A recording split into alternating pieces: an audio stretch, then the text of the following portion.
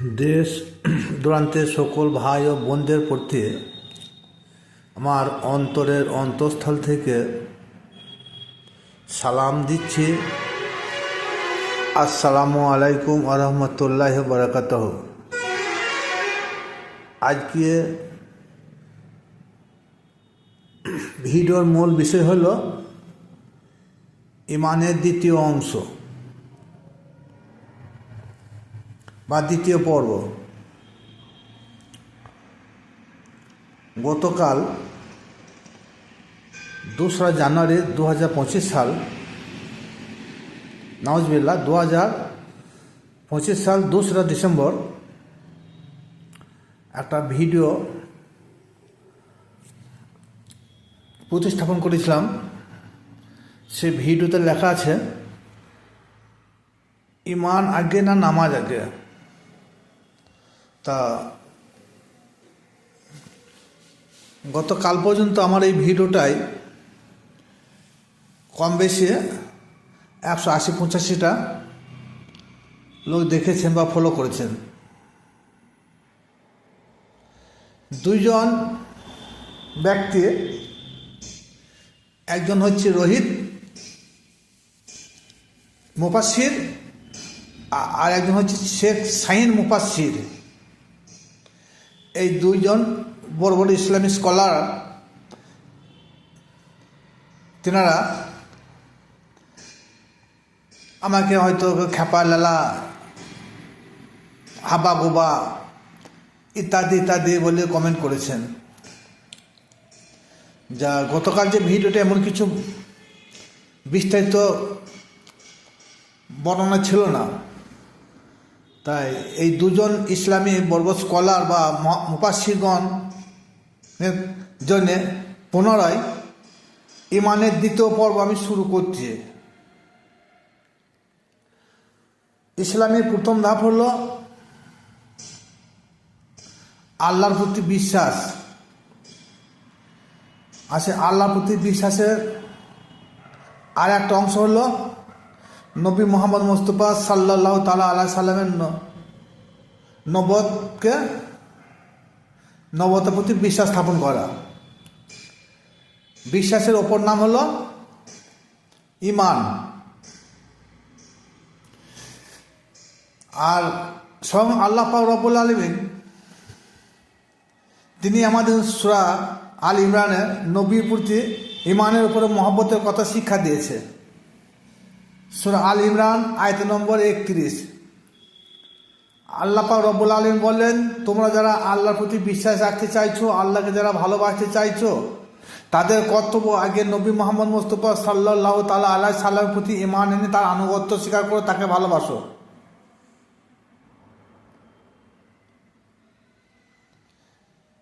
আর ঈমান হলো মুসলিমদের সব থেকে 5টা স্তম্ভ। ইসলামের যে 5টা স্তম্ভ বা 5টা রুকন, এদের সব থেকে হলো ঈমান আগে। হয়তো অনেকে যুক্তিতে বলবেন আমানতু বিল্লাহি ওয়া মালাইকাতিহি ওয়া কুতুবিহি রাসূলিহি, এরকম 6টা বিষয়ের উপর ঈমান আনতে হবে। কিন্তু আল্লাহ পাক প্রথমত আমানতু বিল্লাহ, আল্লাহ কি বললেন? আল্লাহ পাক রব্বুল আলামিন বলেন, আমি আমার পক্ষ থেকে আমি একজন নবী পাঠিয়েছি, রসুল পাঠিয়েছি, সেই রসুলের আনুগত্য করা তোমাদের প্রথম কাজ। তো কি বললেন? সেই রসুলের প্রতি তার নবতের সাক্ষী প্রদান করতে হবে, বিশ্বাস স্থাপন করতে হবে। এইটা হলো ঈমানের মূল বৈশিষ্ট্য। তাই আমি গতকাল সেই ভিডিওতে বলেছিলাম, দাড়ি টুপি হোক বা জুব্বা, লম্বা টুপি গোল টুপি, লম্বা চুল ছোট চুল, গোঁফ মোটা গোঁফ ছোট গোঁফবিহীন, এসব আল্লাহ পাক রব্বুল আলামিন কাল হাসরের মাঠে কিছুই দেখবে না। সর্বপ্রথম দেখবেন তোমার ঈমানটা দেখবে। আমরা ইবাদত করেই চাই না করি, ইবাদত করলে আমাদের আল্লাহ পাক রব্বুল আলামিন জান্নাতে দেবেন, আর ইবাদত বন্দেগী না করলে জাহান্নামে দেবে। এর উপরে হাত দেওয়ার মতন বিশ্বের এমন কোনো মাখা লাল কি আছে যে এর উপরে একটা কথা বলে দেবে? আল্লাহর ইবাদত বন্দেগী করলে ভালো জায়গায় মৃত্যু পর ঠাঁই পাওয়া যাবে। আর ইবাদত বন্দিগি না করলে তার জাহান্নামে ঠাঁই হবে। সূরা বাইনা আয়াত নম্বর 7, এই আয়াতে মহান আল্লাহ পাক রব্বুল আলামিন বলেছেন ঈমান ও ভালো কাজের বিনিময়ে জান্নাত দেওয়া হবে। এরকম কথা সমগ্র কোরআন শরীফে বহুবার বলেছে। আপনারা কোরআন পড়ুন, হাদিস নিয়ে মারামারি করবেন না। হাদিসে কোনো অস্তিত্ব নাই। 200 বছর পর যেখানে হাদিস বাইন্ডিং হয়েছে, আমি সেই সব বন্ধুদের বলি, গত এক সপ্তাহ আগে জুম্মার দিনে নামাজ পড়তে গেছেন, নামাজ পড়ে এসে বিবি মা কিতে ভাত দিয়েছে, কিতে ভাত খেয়েছেন, এক সপ্তাহ পর সেইটা মনে থাকে না। 2000 বছর পর হাদিসগুলো কি করে বাইন্ডিং হলো, কে বললো? হাদিসে উসমান হলো না, হাদিসে আবু বকর হলো না, হাদিসে আলী হলো না, হাদিসে হাসান হলো না, হাদিসে ওমর হলো না। 200 বছর পর ইমাম বুখারী, ইমাম তিরমিজি, ইমাম মিশকাত, ইমাম মুসলিম। ভাবতে অবাক লাগে না? লজ্জা লাগে না একটু যে হাদিসের উপরে প্রাধান্য দেওয়া হচ্ছে? কে বললো যে এটা আল্লাহ নবী এই কাজটা করেছে? কে দেখিয়েছে? একটা প্রমাণ দেন একটা।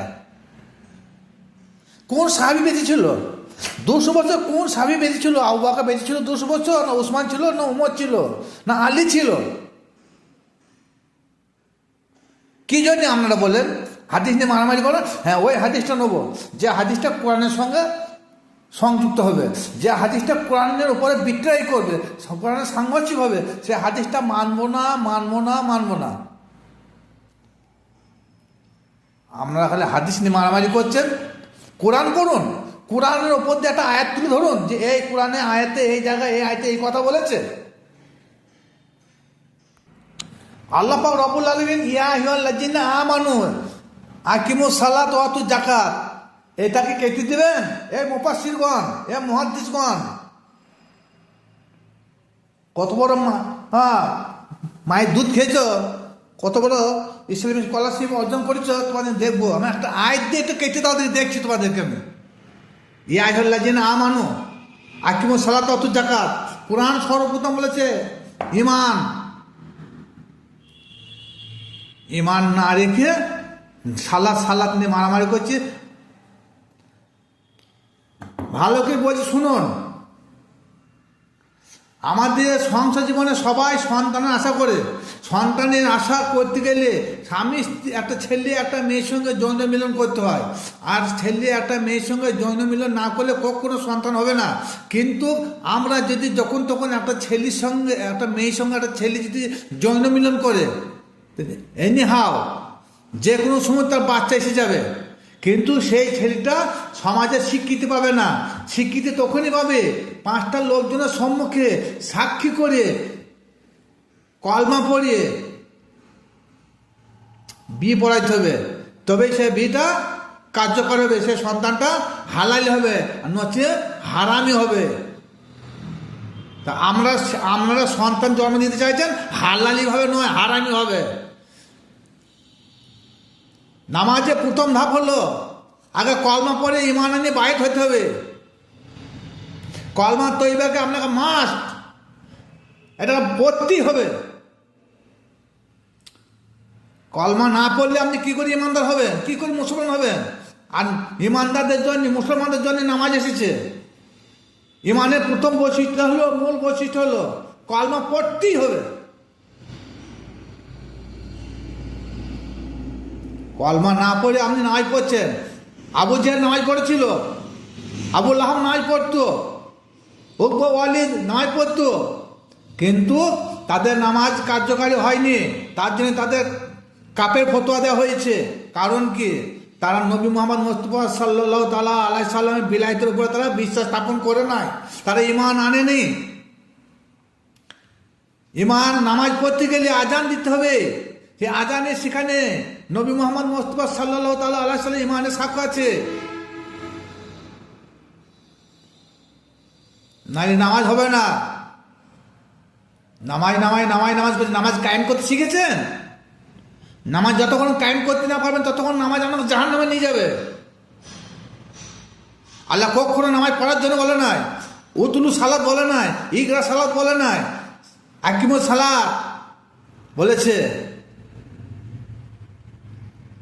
আকিমুস সালাত অত জাকাত। আপনি নামাজ বিনিময়ে কি জাকাত দিবেন?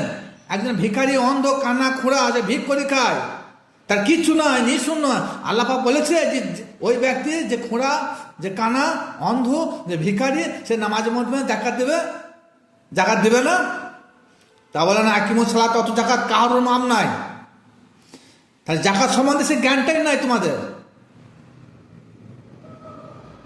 দু পাতা চটি বই পড়ে নিয়ে আমাকে লেখতে দেখাচ্ছে সব। হ্যাঁ মেনে নিব। কোরআন দিয়ে উদ্ধৃতি দেন, কোরআন দিয়ে আমাকে যে কোনো আয়াত তুলে ধরুন, আমি আপনাকে গুরু বলে মেনে নেব। মানুষ শিক্ষা শেষ নাই।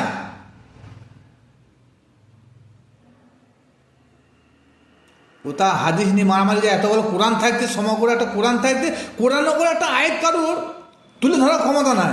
হাদিস তুলে ধরছে না, কোরআনের উপরে কোরআন সাংঘর্ষিক চালাচ্ছে।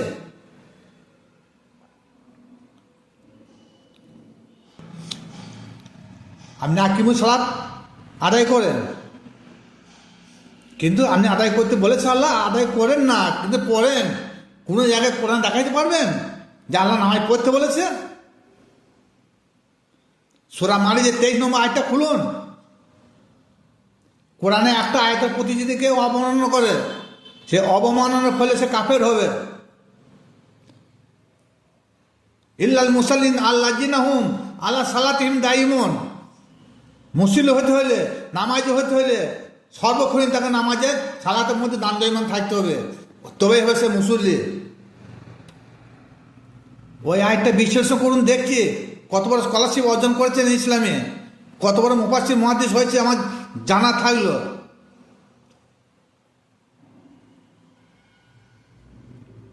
আমি এখনো বলছি মানুষের ভুল হয়, মানুষ মাত্র ভুল মেনে নেব।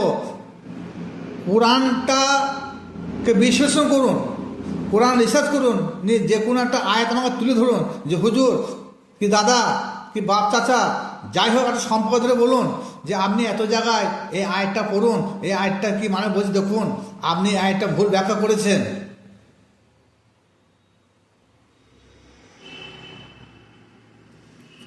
কমেন্ট করতে কারণ নিষেধ নাই, আমরাও লোকে ভিডিও কমেন্ট করি। আমি তো এখনো স্বীকার করছি, আপনি অ্যাড্রেস দেন, আমি শুধু আপনার বাড়িতে চলে যাবো, নাহলে আপনি আসুন। আমি বীরভূম নানুর থানায় একটা ছোট্ট সাঁকবা বলে একটি গ্রামে বাস করি, চলে আসুন। আর আমার থাম্বনেইলটা ভালো করে জানেন আমি কি করি।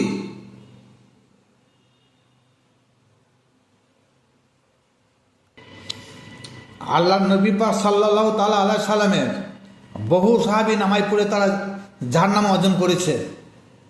আর আমাদের মধ্যে এখনো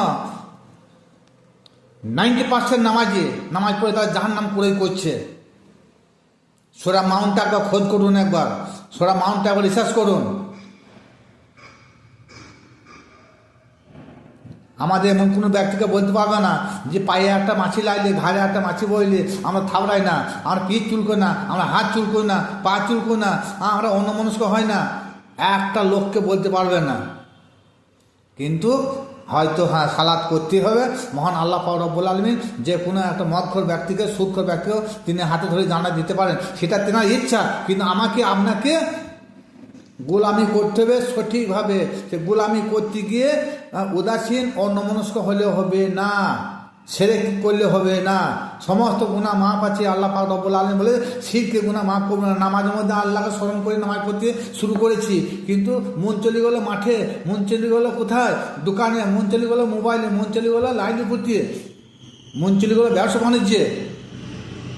সে নামাজের হালতটা কী হবে সেটাও আল্লাহ পাক রব্বুল আলামিন বলে দিলেন, ফাওয়াইলুল লিল মুসাল্লিন। হে মুসল্লিরা, তোমাদেরকে হাবিয়া নামক দুর্যোগে তোমাদের নিক্ষেপ করবো। কি অপরাধ হলো তাদের? নামাজ পড়েছে তাদের কি বলছে আল্লাহ? তাই নামাজ পড়ার জন্য এইরকম শাস্তি ভোগ করতে হবে। নামাজ কায়েম করার জন্য আল্লাহ পাক বলে না যে নামাজ কায়েম যারা করে তাদের এই শাস্তি দেওয়া হবে, কখনো একটা আয়াত দেখাইতে পারবে না।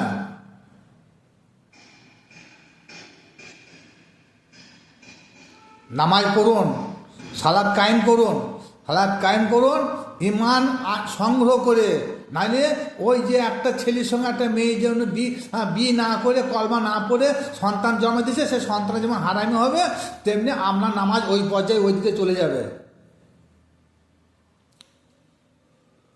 এখনো বলছি আমরা ইমান ঠিক করুন, ইমান ঠিক করে নামাজ পড়ুন। কোরআনে ঘোষণা, ইমানদার ব্যক্তিরা তোমরা সালাত কায়েম করো। তারপরে কমেন্ট করবেন।